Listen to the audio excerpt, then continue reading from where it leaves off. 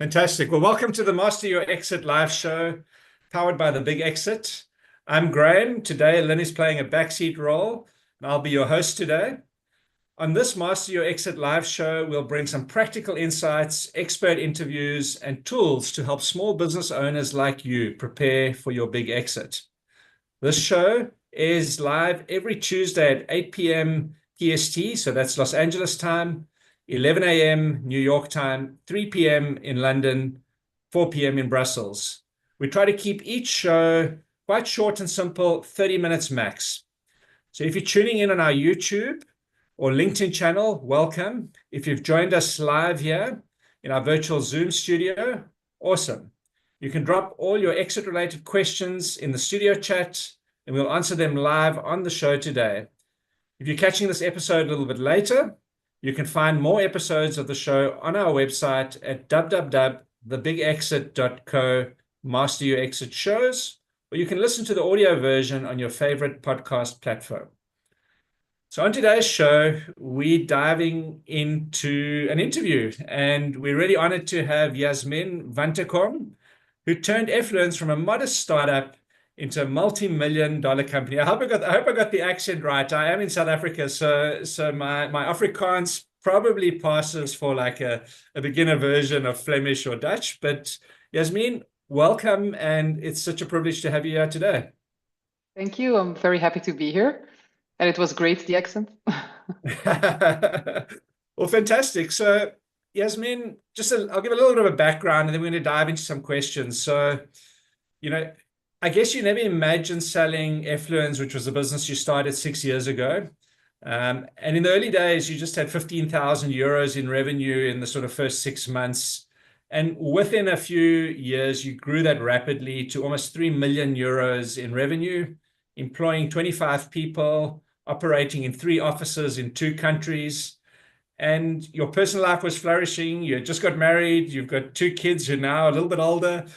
You'd renovated your home. And despite all of this, you kind of began questioning, your future and the future of Effluence. So maybe just to kick off, if you could just, share some of the things that made you considering or wanting to sell the business at that stage. Everything was like fantastic. You were scaling. Life couldn't be better. So what kind of triggered that thought of selling the business? Well, indeed, it was not like really one moment. There were several moments, both in my professional and in my personal life, that a bit triggered it. First of all, I launched Effluence in 2018 because I loved social media. I loved the content creator space. I loved influencer marketing. It was kind of not new, not in the US, but in Belgium, it was kind of new at that time. So I loved it. I was very invested. But I saw it change rapidly throughout the years from something that created authentic connections, that created fun content, that was just entertaining, to something which was very money driven, which, by the way, was the purpose of my agency. Of course, it was money driven. I know that, but it started to be very scripted. Brands asked more and more from the influencers. The influencers were more and more demanding. So for me, the topic, so influencer marketing, was far away from the thing that I loved in the beginning. So it changed so much that for me, I started to question what I was doing on a daily basis, if it was still something I stood behind as a person. And when I started to answer and be real with myself, I realized that it wasn't really my passion anymore. It wasn't really my interest anymore. I'm also very triggered by new things. So in the beginning, influencer marketing, when I went to agencies, when I went to brands, everyone was like, yeah, it's new. Yeah, I can pitch it. But after 6 years, I was like, okay, yeah, what are you going to tell me? We know everything about influencer marketing. It was something almost like traditional media, if I can exaggerate a little bit. So the novelty for me was a bit gone. So those things both professionally made it difficult for me to be, as a founder, the one who was really like selling it and convinced and the whole time, because it's the only thing you do. Um, And on a personal level, I also noticed what social media was doing to myself, and what was doing to my relationships with my kids, maybe with my partner. Yeah. I was constantly distracted when I was with my kids. I was scrolling on Instagram. I was replying to my emails. So both things made me question the essence or the impact I was making with my company.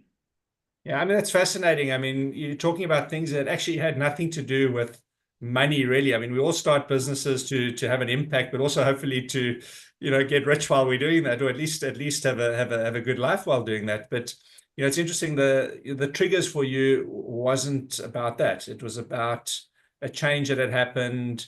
You were evolving, your life was changing, your kids were making you rethink some of your priorities and that. And so that was the trigger. And then you decided, you woke up one morning and said, okay, cool, I'm falling out of love with my business. Before it's too late, before we run this thing into the ground, we need to sell. So how did that come about? So you decided you wanted to move on. What was the sort of next thing that happened in that process, Yasmin? Well, the good thing, if I did one good thing in the company, was that I negotiated my exit before I wanted to leave.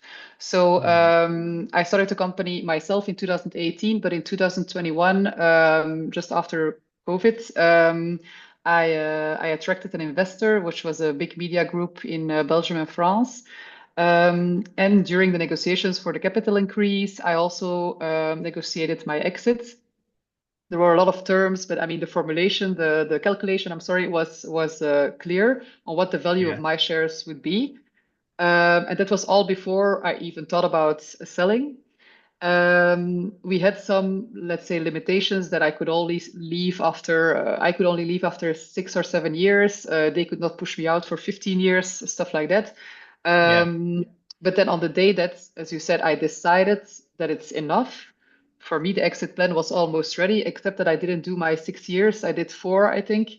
But okay, everything is negotiable, of course. And you don't want, I mean, an investor doesn't want a founder, a CEO that is not motivated anymore, that is not passionate anymore about the agency. So we found a middle ground around timing. I mean, that's fantastic. You touch on so many points there. One is, we always say, I think Stephen Covey said, begin with the end in mind. I mean, in this situation, you found the right partner right up front. And, I think a lot of people, when they're bringing on funding, they're not thinking down the line around, well, what happens when I want to exit? What happens if we have a falling out, or what's that liquidity event? It's a bit like when you get married, you might have a prenuptial contract or an antenuptial contract. Nobody likes to do that.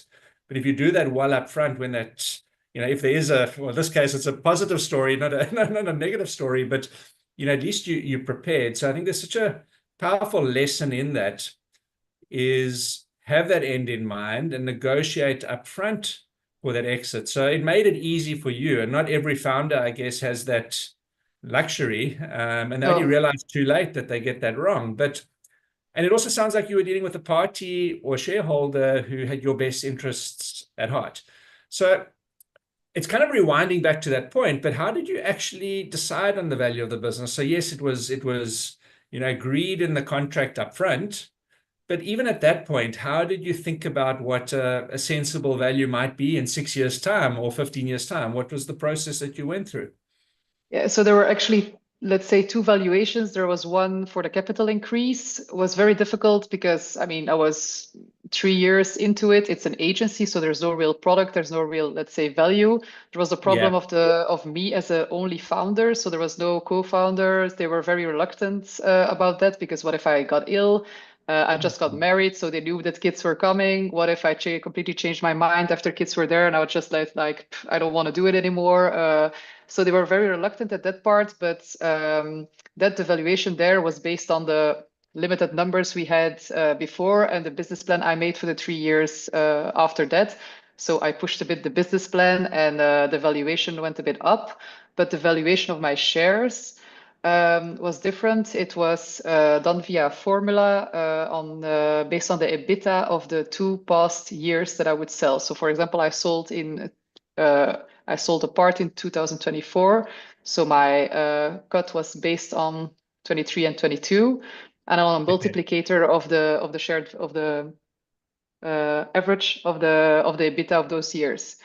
So again, for me, great, because as a CEO, you have everything, and majority shareholder at that point still, I have everything in hand. If I knew I would want to leave in 2 years, you can perfectly make sure that you don't do a lot of investments and that you have a lot of a margin on the EBITDA, let's say, and Yeah. 1/3 of the part is sold on 24 and 23.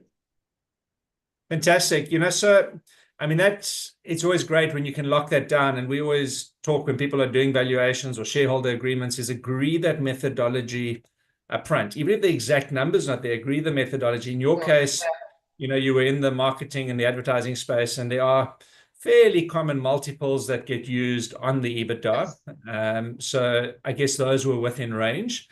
But what were some of the things, did you have any negotiating power at that point? I mean, maybe I can split it into two. So when they invested in your business, right, they obviously wanted the biggest share that they could get for the lowest price. And you wanted to give as little away as you needed to for the best investment. How did you, with the hat of bringing a partner on, how did you negotiate with them? What did you use to, potentially drive, your price up and their share down?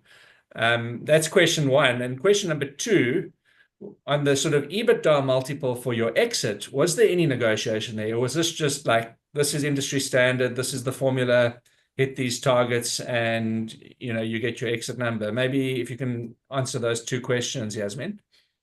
Yeah, well, for the first part, so when they entered the capital or the shareholder, I don't know how to say it in English. Yeah. What we did indeed, I think it took 8 to 9 months, the negotiations, which the part was what I wanted. I didn't want like just money. I didn't need the part. I didn't need the, let's say, the cash at that point for the. It's again, it's a service agency. We were kind of self-funding at that point, but I wanted to grow and I wanted to grow quickly. Yeah. So would I wanted a partner that was also strategically interesting for me. So not money only. That the Mm. media group was interesting because they had TV, they had radio. So it meant they had all the big contacts, all the big companies in Belgium and in France. They already had a contact, and so I could use that contact to get introduced. So for me, it was very important that they had the strategic part in mind.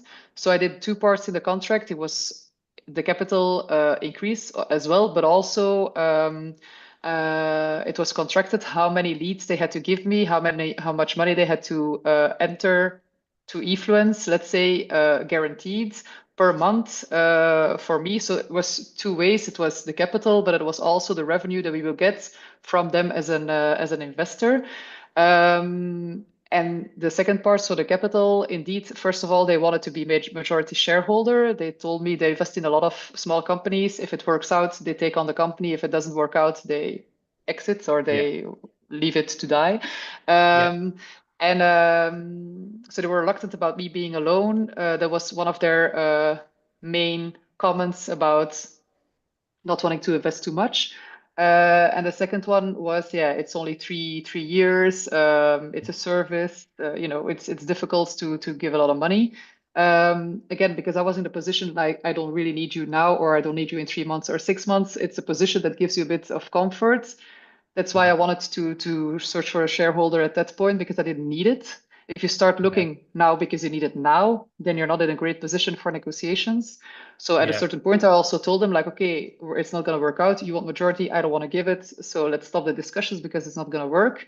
They called me Yeah. back within the week. So it depends on how much they want it as well, because for them, I didn't only look how to say that what the shareholder could bring me. I also thought, what can I bring to the shareholder? They needed Mm. innovation. They needed a new media. A lot of money was going to competitors, to digital agencies. So if you're looking for a potential shareholder, don't look only what can they bring to you, but what can you bring to them? Because that value will increase. And I made them understand that was a big value increase for them. It would make them innovating compared to their competitors, and it would give them towards their brands as well, like let's say a more modern image that they didn't have before. So that helped me really with the negotiations. But again, the majority, the best point for me was to not have started looking for an investor when I needed one. Yeah, I think there's some such key learnings in that. One is, don't wait until you're down and out. It's the same when you sold. Don't wait until you're completely out of love with the business. Plan Yeah. ahead. So you're negotiating from a position of strength, I guess, was the one take out there. Yeah. And I guess the And second point is that confidence that you had. You went into those negotiations, prepared. You knew what value you were bringing. I think sometimes people are so eager just to get money so that the business can grow and survive that they actually forget their own sense of worth. yeah. And it's a powerful thing when you go into the room, armed and equipped. And did you have somebody guiding you, or was it just something that you kind of knew intuitively that you needed to do, Yasmin? Was there somebody in your corner kind of giving you that advice, or was it just you knowing instinctively what to do? No, because it was I was also in a startup incubator all in the beginning, the first 3 months. So not at the moment of the negotiations, but in the beginning, I was at Yeah, the startup incubator from a bank here locally in Belgium, and I yeah, contacted one of the founders there when I was in negotiations with the group, also with a lawyer, by the way. But I mean that's less for this part. Um, and he told me, and I never forgot that during the negotiations, cash burns quickly. So don't negotiate for cash. Negotiate yeah, for what I said, the strategic, negotiate for future cash every month, right? Not for the yeah. one time injection that they will do. I mean, if it's 200,000 euros or 2 million or whatever, it burns. It may seem like a lot of money, but it burns so quickly, especially if you have 25 people on the payroll. I mean, it will give you 2 months of runway, and it's It's, gone. it's like it's like renovating your home, right? I mean, Yes, that budget goes only very money quickly. going out. Yeah, for me, that was really, really a good something that he said, like, don't let yourself get blind, or like the money is there, and wow, yeah, okay, I'll sign everything and I'll just take it. That was for me a very big win, and also that was me. I'm always like that. I went to negotiate with two other competitors of them. So if they didn't do it, I would go elsewhere. So for me, there was also I'm not gonna put all of my everything with one partner. If you do business, you need to know what your value is. You never found a business and then think, okay, yeah, of course, if you get you're the one who founded it, so no one else will do it better than you. Yeah. Maybe in the long run, but especially not in the beginning. They were never gonna do what I was doing at that point. They didn't know so much about influencer marketing as I did. So yeah, on that aspect, I was very confident. Yeah. That's fantastic. I think you said that point around having other options, so you weren't desperate. Oh, And also, we talk a lot about like, the business shouldn't be owner dependent. I just wanted to touch on this for a second. But in the early days of a business has to be owner dependent. You're the one with the passion, you're driving it, you're instilling the growth. There does come an inflection point though, when you kind of need to step back a little bit and have somebody else who can manage and run the processes. you when was that point for you? Because at some point it wasn't just about you had a team of 25 people. When was that inflection point, Yasmin? yeah, with when I think when COVID hit, so in 2020, for me, I mean, for Efluence, it went like that. It went up so quickly. There was no out of home advertising, but still everyone needed to communicate. I contacted our government, about all the COVID vaccines, all the rules we had to follow. We could meet 5 people, one person. I mean, it changed all the entire time. So then I realized, okay, it's not only like the big makeup companies or beer or whatever companies that will work with influencer marketing. Everyone will can work with influencer marketing. Mm. And that's something I, as a founder, said from the beginning, and I said it to everyone. Like I got so tired of my own words because I said it on LinkedIn, I said it on social media, I said to everyone who was talking to me, like everyone can do influencer marketing.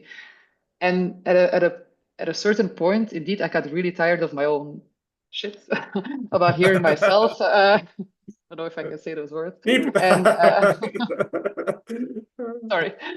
Um, and I got so tired of it that I was complaining to my husband, and he was saying, okay. And I also got a bit tired of the team. It was a lot of energy draining, and I couldn't focus on my like, let's say, day-to-day work anymore. And he told me, okay, maybe it's better to have like a right, hand, like a COO. So I hired a COO, which was the best investment for me. It was of course, an investment Yeah, yeah. money-wise, but they could drive everything within the team, and I could keep my focus on being the face of the company, the keynotes, the sales, the commercial founder. For me, I mean, it depends on every founder, but I'm very commercial founder. There Yeah. are others that are better at other things, but for me, that was really the focus. And when I realized I wanted to exit, I thought, who better than my COO to take my place and to make sure that everything runs smoothly, and to be able to tell my shareholder, look, I'm leaving, but I have the perfect solution, being my Fantastic. COO. So you didn't blindside them. You were prepared. You built up a relationship with your COO. Yeah. And it's such a wonderful blueprint for other businesses to look in, because so many people get it wrong.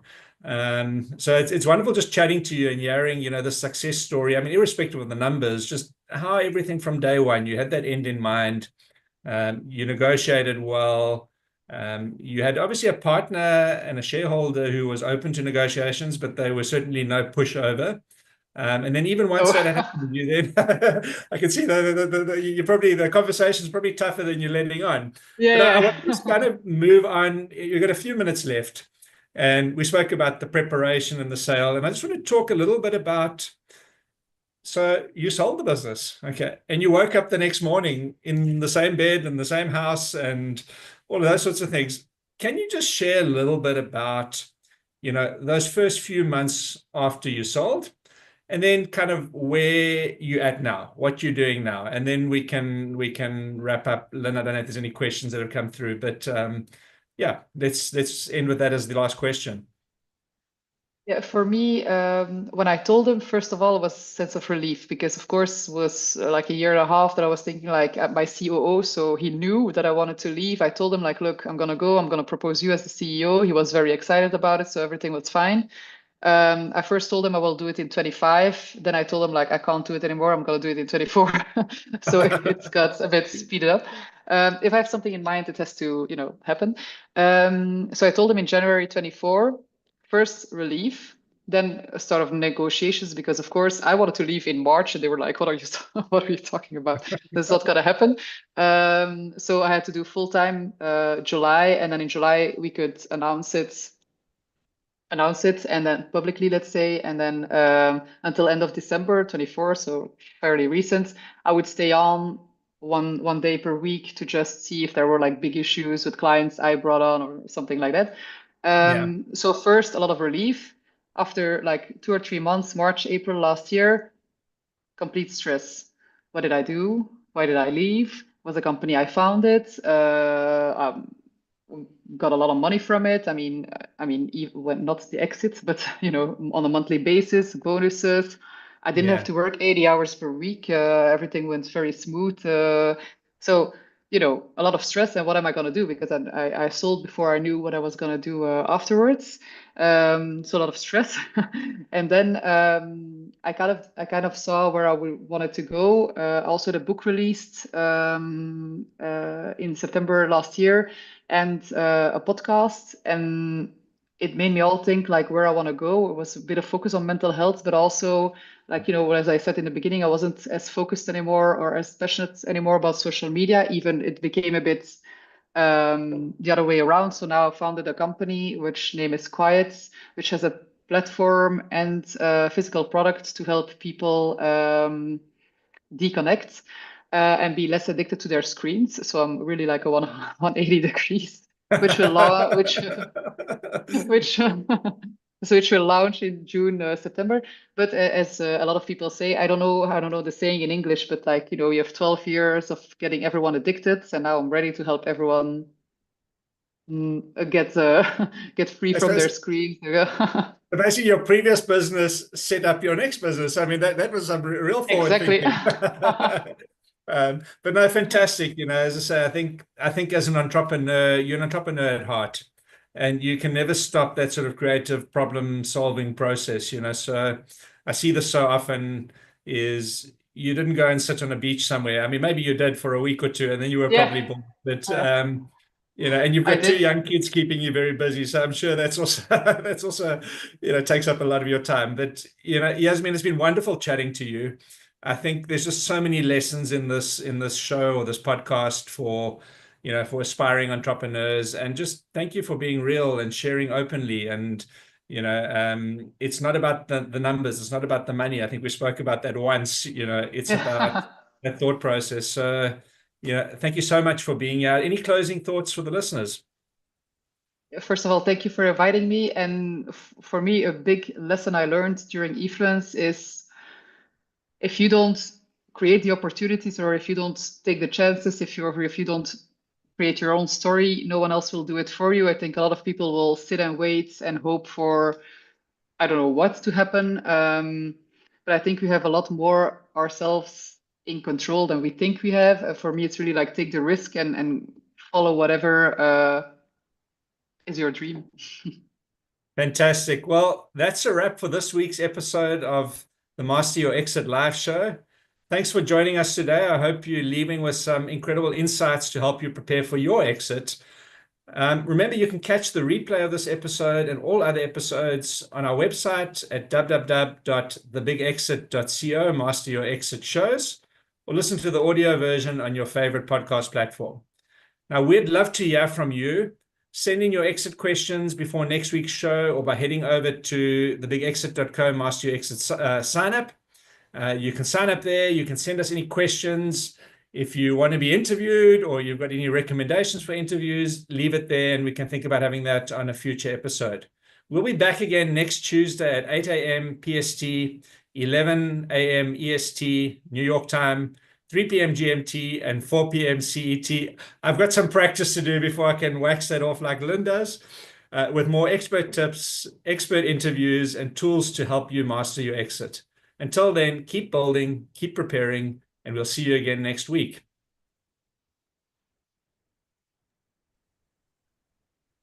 Thank you all.